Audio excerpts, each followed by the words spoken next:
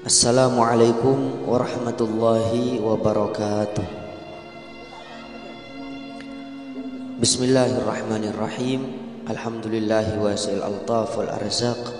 Wassalatu wassalamu ala sayyidina Muhammadinil mab'uthi litatmimi makarimil akhlaq wa ala alihi wa ashabihil mujahidina fi sabili rabbihimul khallaq. Adada ma harrakathu riyah minal ashjar wal awsan wal thimar wal awraq. Amma ba'd.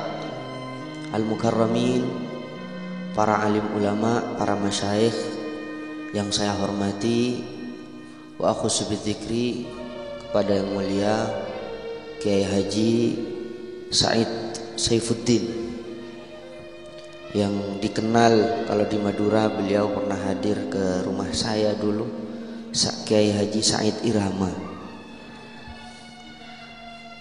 Saya salah satu fans daripada beliau.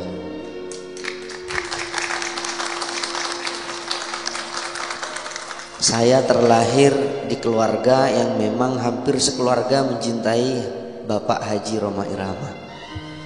Jadi saya sangat tersentuh. Alhamdulillah saya bisa hadir di tempat ini. Ini adalah suatu kemuliaan bagi saya. Dan saya hormati para tokoh masyarakat, aparatur pemerintah, ketua RW, RT setempat yang saya muliakan. Alhamdulillah, puji syukur kehadirat Allah Subhanahu wa taala. Di malam ini kita mendapatkan rahmat pengampunan Allah karena kita menghadiri majelis ta'lim. Semoga senantiasa rahmat ini selalu turun kepada kita semua. Amin. Salawat juga salam dihaturkan kepada baginda Nabi Muhammad sallallahu alaihi wasallam dan juga kepada para keluarga beserta sahabat-sahabatnya. Para hadirin hadirat rahimakumullah. Di malam ini saya melihat banyak pembahasan tentang tauhid dan keimanan. Salah satunya mulai dari lagunya tadi, La ilaha illallah, mengesahkan Allah. Selanjutnya dari ceramahnya beliau, dari kajiannya beliau tentang tauhid. Kita ini ada di Indonesia, mayoritas muslim. Akan tetapi saat ini kita banyak melihat muslim tapi jarang melihat Islam. Muslimnya banyak tapi Islamnya sedikit. Banyak orang hanya KTP Islam tapi kepribadiannya dan sikapnya tidak muslim. Kejujuran adalah ajaran Islam. Berkata baik adalah ajaran Islam. Memaafkan adalah ajaran Islam. Kita ini alhamdulillah hidup di lingkungan agama Islam. Akan tetapi sedikit berkurang saat ini. Zamanul azimmah, zaman krisis akhlak. Sepantasnya kita merasa ternasehati dari berbagai hal yang memang semacam nasihat. Dari dulu banyak para ulama menyebarkan agama Islam. Bahkan sampai dengan berbagai cara Wali Songo datang ke Indonesia, dengan cara wayang, dengan cara tradisi tradisional yang ada di Indonesia. Karena di Indonesia ini berbagai kultur. Makanya sekarang ini Islam multikultural, menyesuaikan keadaan. Pada malam ini kita memperingati Al-Isra wal Mi'raj dan juga ada haul. Haul ini tidak ada kalau di Arab, jarang. Akan tetapi mungkin ini adalah kebiasaan tradisi orang Indonesia oleh para ulama dari dulu. Tidak dihilangkan, akan tetapi isinya dirubah dengan kebaikan. Ada tahlil, ada doa, ada sholawat, ada para ulama, ada para kiai. Makanya kita lanjutkan selagi tidak bertentangan dengan Islam. Nah, banyak orang pola pikirnya ini saat ini salah. Yang berbahasa Arab semuanya agama. Jadi kalau tidak berbahasa Arab seakan-akan bukan agama. Saya tadi mendengar nyanyian dari karya dari Bapak Kiai Haji Roma Irama. Ini isinya adalah tauhid. Banyak lagu-lagu Arab yang sekarang ini yang isinya memuji bodi wanita, tapi seakan-akan lagu surga. Nah, ini pola pikir yang sangat salah. Makanya agama itu belajar. Al ilmu yu'khadhu min afwahir rijal. Ilmu ini diambil dari lisannya para kiai dan para ulama. Jangan sampai kita ini belajar agama hanya di solawatan. Belajar agama jangan di maulid. Belajar agama jangan di hall saja. Tapi belajar agama duduk di depan guru, yang memang guru menyampaikan agama memang yang sejalan dengan baginda Nabi Muhammad sallallahu alaihi wasallam. Maka dari itu saya sempat kemarin mendapatkan kritikan dari berbagai tokoh karena saya berpidato di upacara. Saya menyebutkan bahwa kita bangsa Indonesia ini harus mencintai produk sendiri. Jangan mencintai produk luar dulu. Kenapa? Contoh, banyak yang mengharamkan musik gaul. Banyak yang mengharamkan musik dangdut. Nah, seperti ini banyak yang mengharamkan, tapi tidak diharamkan yang lain ini secara itlak. Karena tadi beliau menjelaskan tentang musik. Musik memang khilaf. Imam Qardawi juga punya pendapat, Imam Ghazali juga punya pendapat. Asalkan tidak ada kemungkaran. Saat ini kita nggak melihat kemungkaran di atas panggung. Nah, namun terkadang orang ini memukul rata. Kalau di situ dangdut tidak ada bahasa Arabnya, mutlak haram. Ya kan? Makanya sampai membenci ciri khas negara kita sendiri. Musik gaul haram, musik ini haram, musik itu haram. Yang halal hanya gambusan. Nah, ini kita harus adil loh. Kita harus adil. Saya juga pecinta musik. Saya juga pecinta musik, saya senang bermusik. Akan tetapi kita harus mengingat dan menjaga marwah musik. Karena seni adalah jiwa. Seni adalah jiwa. Kalau kita dihilangkan dari seni, mendingan saya mati aja. Kenapa? Karena seni adalah jiwa. Jujur, musik ini adalah jujur. Saya sering menangis di saat mendengarkan lagu Roma Irama, hari berbangkit. Ya.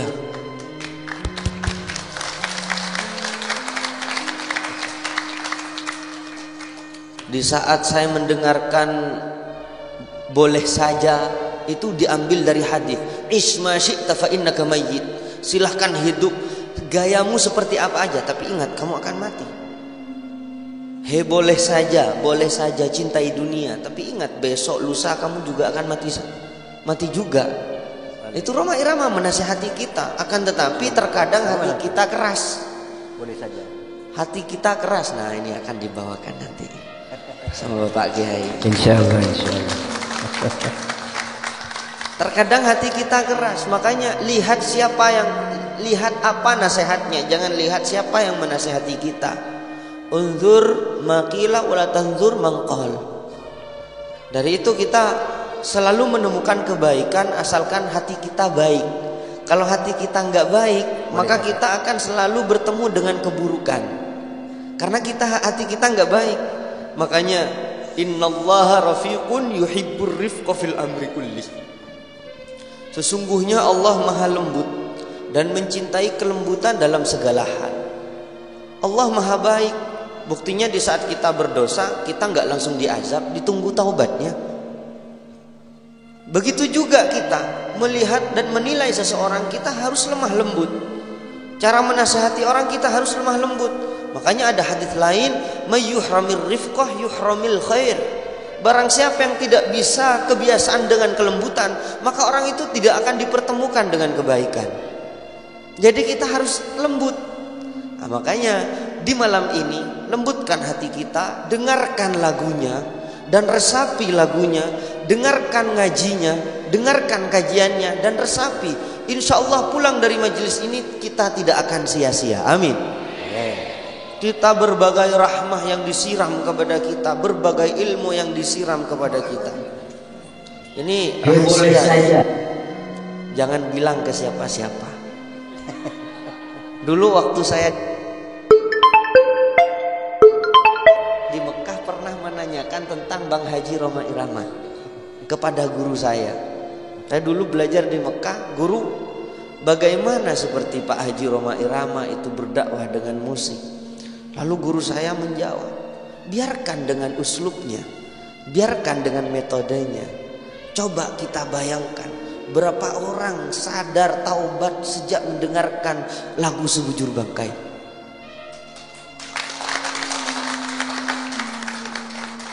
Ini bukan pencitraan Pak Kiai.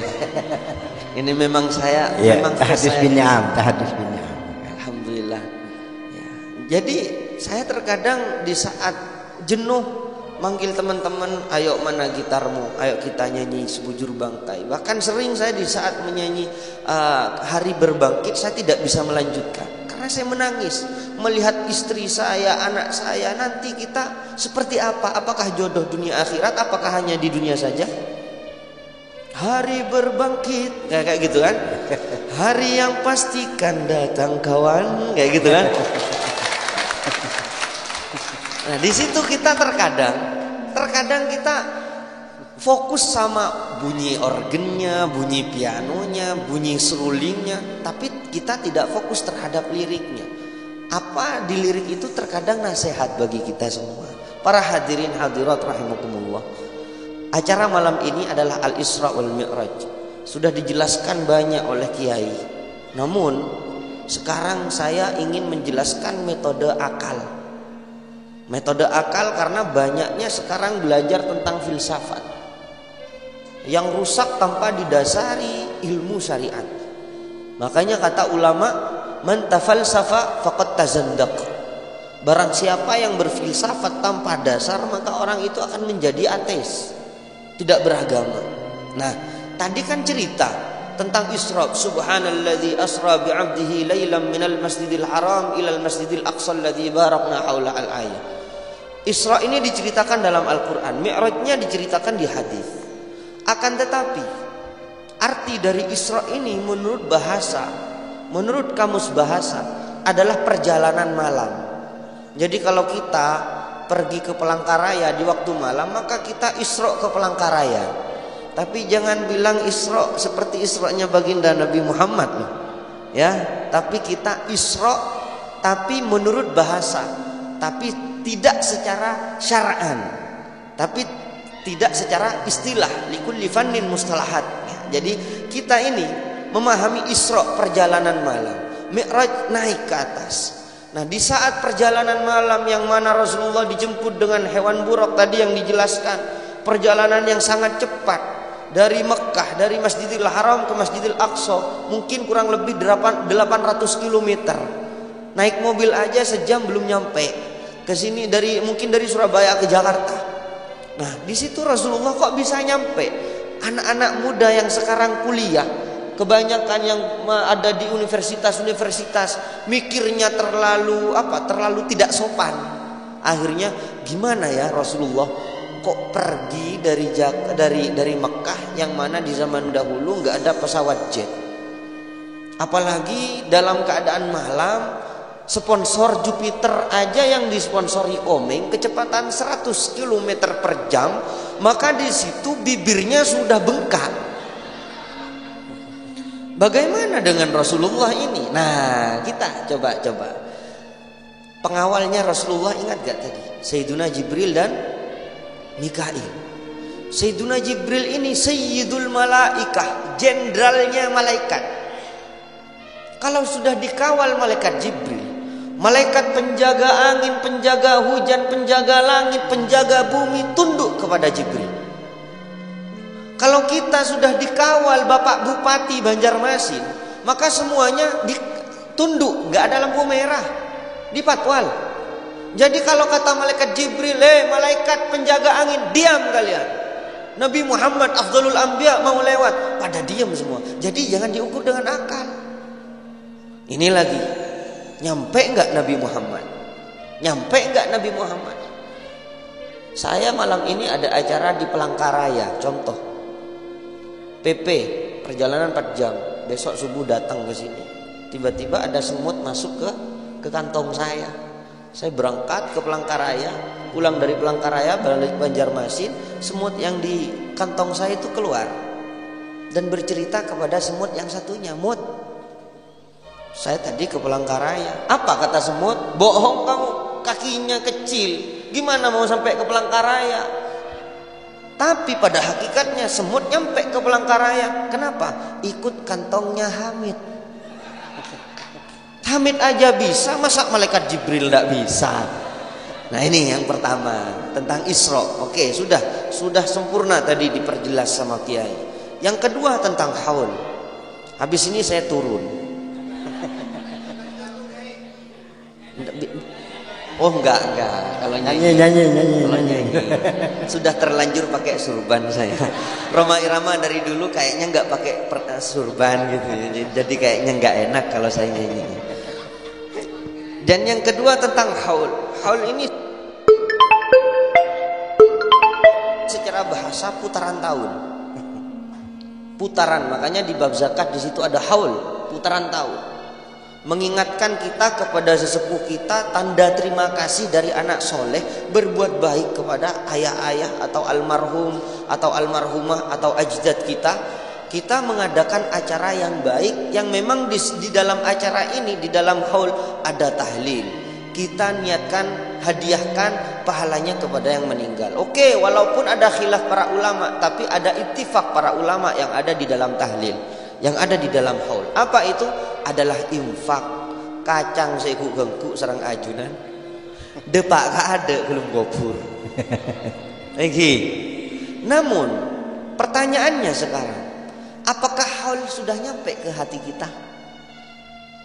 Haul tahlil tentang kematian, ziarah kubur, apakah sudah menjadi nasihat bagi kita semua? Yang mana tujuannya di situ, kuntu nahaitukum an ziaratil kubur. Sabda Rasulullah, dulu saya melarang ziarah kubur, pergi ke kuburan karena para sahabat belum siap imannya. Fazuruha, maka ziarahlah kalian semua ke kuburan. Fa innaha tudzakirul akhirah au tudzakirul maut. Karena ziarah kubur mengingatkan kita kematian, kepada kematian dan juga kepada akhirat. Banyak orang ziarah kubur, mungkin banyak orang ziarah kubur, banyak orang pergi ke ziarah kubur, akan tetapi yang diingat bukan akhirat, yang diingat hutang, ya Allah, hutang buju, keres buju, akik buju, ini menyimpang ini. Itu bolehlah, tapi yang waktu pertama kita ziarah adalah mengingat tentang kematian dan akhirat. Iya kan Pak? Di acara haul ini seharusnya kita ternasehati dari acara ini, yaitu hati kita tenang dan hati kita akan siap siaga untuk menghadapi malaikat mungkar nakir kelak. Karena orang tua kita yang sudah pulang atau ajdad kita yang sudah pulang, mereka bangga apabila anak cucunya ini yang pertama menunaikan perintah-perintah Allah, bukan tahlil dulu, oke? Dan membayar hutangnya yang meninggal, oke? Ya. Jadi yang wajib dilaksanakan, jangan hanya anjuran dan sunnah, tapi wajib didahulukan. Makanya kita dibanggakan oleh orang tua. Makanya kata ada sebagian ulama yang berpendapat setiap hari Kamis sampai Jumat malaikat ini memberikan flash disk rekaman barzakhiyah yang diperlihatkan kepada ahli kubur. Apa itu? Adalah perbuatan kita di dunia.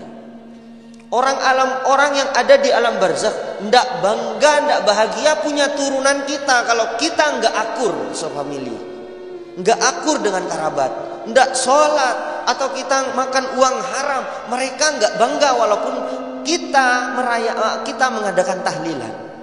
Makanya kita tahlilan, kita jangan lupa berbuat baik, menjadi anak yang soleh, seperti sebagaimana disabdakan Rasulullah, idza mata ibnu adam inqata amaluhu illa min thalathin. Kalau anak cucu Adam ini sudah meninggal, maka terputuslah amal ibadahnya kecuali 3. Enggak bisa sholat lagi, enggak bisa puasa lagi. 3 ini apa? Shadaqatin jariyah, kalau ada amal masjid, naruh Pak, uang Pak ya, jangan 10 ribuan, coba 100 Pak ya, Coba 100. Terus yang kedua, au ilmin yuntafa'u bih.